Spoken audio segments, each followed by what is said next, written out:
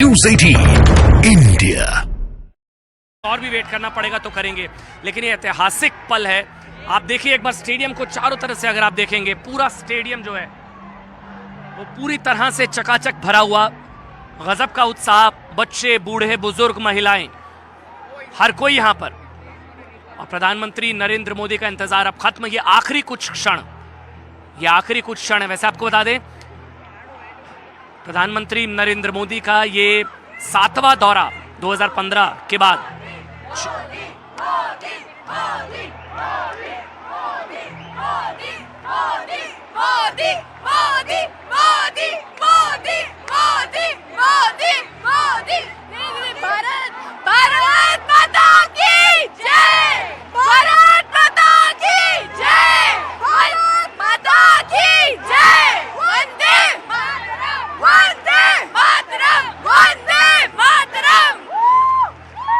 भारत माता की जय और वंदे मातरम के साथ प्रधानमंत्री नरेंद्र मोदी का इंतजार आखिरकार खत्म हुआ। इंतजार सुबह से चल रहा था और आखिरकार इंतजार खत्म हो गया। भाई आ गए, दर्शन हो गए प्रधानमंत्री के? बस अभी होने वाले हैं, बड़ी बस होने का इंतजार कर रहे हैं सर जी।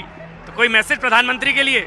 सर 2024 में फिर से मोदी, आपके बार फिर मोदी सरकार। चलिए देखिए, दुबई में भी, अबू धाबी में भी वही नारे यहाँ पर लगते हुए नजर आ रहे हैं। अब की बार मोदी सरकार, अब की बार 400 पार। देखिए अब सामने एक बार तस्वीर हम फिर से आपको दिखा देते हैं। स्टैंडिंग ओवेशन, हर कोई यहाँ पर खड़ा हो चुका है अपनी सीट्स पर और इंतजार प्रधानमंत्री नरेंद्र मोदी का। शेख मोहम्मद बिन जायद अल नाहयान, प्रधानमंत्री नरेंद्र मोदी का ये 2015 के बाद 7वां दौरा। पिछले 7 से 8 महीने में अगर देखा जाए तो प्रधानमंत्री नरेंद्र मोदी का ये 3रा दौरा है। और ये बताया गया कि 1981 में इंदिरा गांधी जब गई थी, उसके बाद 34 साल कोई प्रधानमंत्री यूएई के दौरे पर नहीं गया। स्ट्रेटेजिक लिहाज से, ट्रेड पार्टनर के लिहाज से 2022-23 में $85 बिलियन का ट्रेड जो व्यापार हुआ भारत और यूएई के बीच, ये बताया गया। साथ ही फॉरेन डायरेक्ट इन्वेस्टमेंट के लिहाज से यूएई 4था सबसे बड़ा देश भारत में इन्वेस्टमेंट के लिहाज से। इस्लामिक देश में इसको गेटवे कहा जा रहा है। और साथ ही ये भारत और यूएई के लिहाज से, वैसे एक चीज आपको जाननी चाहिए, यूएई और भारत के रिश्तों के लिहाज से जब 370 हटी थी तब यूएई था जिसने कहा था कि ये भारत का आंतरिक मामला है। कश्मीर में मेगा मॉल खड़ा करने वाली जो पहली ओवरसीज कंपनी है वो यूएई की एमआर है। यूएई की एमआर है जिसने कश्मीर में मेगा मॉल, पहली ओवरसीज कंपनी कोई थी वो यूएई की एमआर थी। 370 पर भी यूएई की तरफ से कहा गया था कि भारत का अंदरूनी मामला है। और अब इंतजार प्रधानमंत्री नरेंद्र मोदी का। और India middle east Europe corridor जो है वो भी बहुत अहम हिस्सा है। इंडिया मिडल ईस्ट जो यूरोप कॉरिडोर है उसको लेकर भी, ट्रेड टाइज को लेकर मैं बार बार जिक्र कर रहा हूं। और ये मुलाकात जो अभी बताया गया था कि अभी प्रधानमंत्री नरेंद्र मोदी यहां पर पहुंचेंगे, उनका इंडियन डायस्पोरा को एड्रेस होगा। और उसके बाद अब देखिए यहां पर टॉर्च लाइट जो है, मोबाइल की सबने लाइट जो है वो जला ली है। इंतजार कितने बजे आए थे सुबह?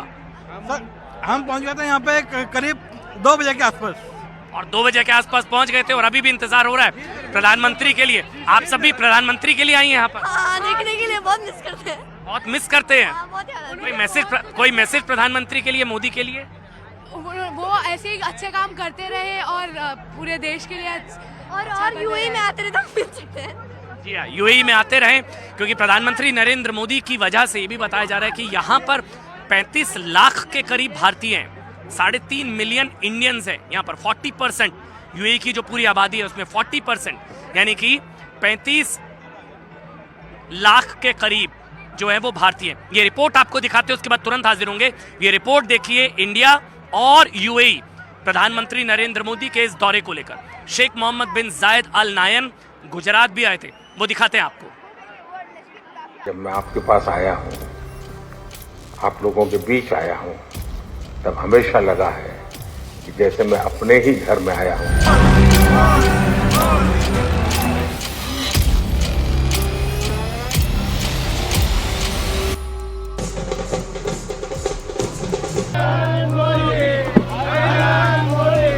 के साथ प्रधानमंत्री का स्वागत यहाँ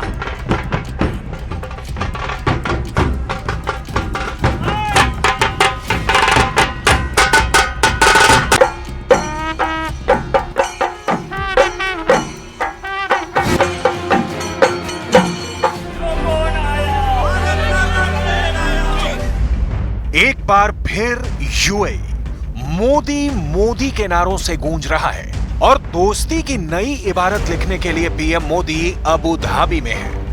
यूएई में हर जगह एक ही आवाज गूंज रही है, ऐलान मोदी। इस बार भारत और यूएई के रिश्तों को कूटनीति और व्यापार की जगह धर्म के बंधन में जोड़ने का काम हो रहा है, जो सिर्फ भारत की सनातन संस्कृति और वसुधैव कुटुंबकम की नीति की वजह से ही संभव हो सकता है। जब मैं आपके पास आया हूं, आप लोगों के बीच आया हूं, तब हमेशा लगा है कि जैसे मैं अपने ही घर में आया हूं, अपने ही परिवार के ही सदस्यों के साथ मैं मिलने आया हूं, ऐसा मैं हमेशा अनुभव कर रहा हूं। और हमारे संबंधों की गहनता ऐसी है, पिछले 7 महीने में हम 5 बार मिले हैं। ये शायद बहुत रेयर होता है। यूपीआई मेरा और हमारा जीवन कार्ड, इन दोनों का एक प्रकार से एक नया युग शुरू हो रहा है फिनटेक का। हर बार की तरह इस बार भी पीएम मोदी का शानदार स्वागत किया गया है और वहां रहने वाले भारतीयों ने जबरदस्त वेलकम भी किया है।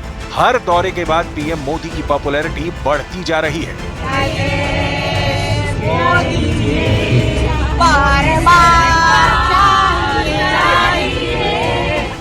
अपने 2 दिन के दौरे में पीएम मोदी राष्ट्रपति शेख मोहम्मद बिन जायद अल नाहयान के साथ द्विपक्षीय बातचीत में शामिल हुए।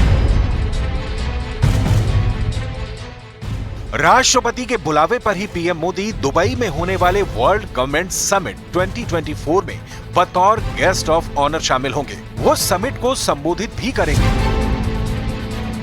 कुछ ही घंटे बाद यूएई के सबसे विशाल हिंदू मंदिर का उद्घाटन पीएम मोदी करने वाले हैं। इस बार दोनों देशों के बीच पीएम मोदी की मंदिर डिप्लोमेसी की चर्चा है, क्योंकि इसकी जमीन मुस्लिम शासकों ने दान में दी।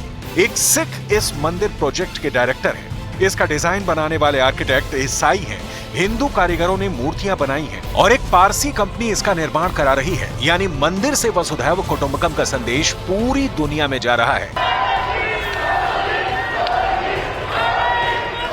प्रधानमंत्री नरेंद्र मोदी के पास भी ये सौभाग्य इसके उद्घाटन का भी, अयोध्या भी और अबू धाबी भी। जो पुरुष आदमी है वो आदमी अलग है और हम ये बात जो अभी मान ले वो मान ले, जो नहीं मानेंगे उनको बाद में बहुत इस बात को दुख होगा कि एक ऐसा आदमी है जो उसका कुछ और काम ही नहीं है। ना कोई आदमी चिल करता है, ना कोई फ्रेंड सर्कल है, ना कोई फैमिली है। आप सोचिए, मतलब हम सबको जरूरत पड़ती है कभी न कभी किसी दोस्त की या किसी उसमें, तो ये आदमी अलग है। ये आदमी चाहते हैं कि भाई हमारे देश का नाम दुनिया में हो। एक इस्लामिक देश में विशाल हिंदू मंदिर की स्थापना हो गई है। सनातन की पताका लहरा रही है और हर भारतीय आज अबू धाबी में हरि भक्तों का उद्घोष कर रहा है। It's a proud feeling being born and raised in this country to be able to see a traditional Hindu temple come in this Middle East. It's a really proud feeling. Growing up in this country as a kid, always looking forward to a place like this, and now seeing this materialize is an absolute divine feeling. विश्व के कोने कोने से यहाँ हरि भक्त पधारे हुए हैं। भारत में संयुक्त अरब अमीरात के राजदूत अब्दुल नासिर अल शाली ने बैप्स हिंदू मंदिर के होने वाले उद्घाटन को यूएई के लिए खास मौका बताया है। उनका कहना है कि भारत और यूएई अपने दोस्ती को मजबूत कर रहे हैं। अबू धाबी के इस मंदिर की खासियत भी ऐसी है कि लगता है कि भारत की सनातन संस्कृति का हर रूप रेगिस्तान के बीच बसे इस मंदिर में समाया हुआ है। इस वक्त हम जायद स्पोर्ट्स स्टेडियम में हैं और यहाँ पर पूरे भारत की छवि आपको नजर आएगी। कश्मीर से लेकर कन्याकुमारी तक और केरल से लेकर राजस्थान महाराष्ट्र तक ये विश्वकर्मा केरल की जो है वो झांकी निशानी मानी जाती है। शंखनाद के साथ शुरुआत होगी। शंखनाद भी हो जाए एक बार।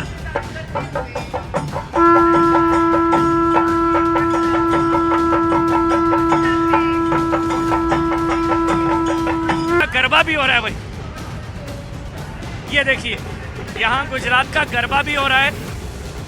मतलब ऐसी तस्वीरें जो अबू धाबी में देखने को मिलेगी, ये किसी ने सोचा नहीं था।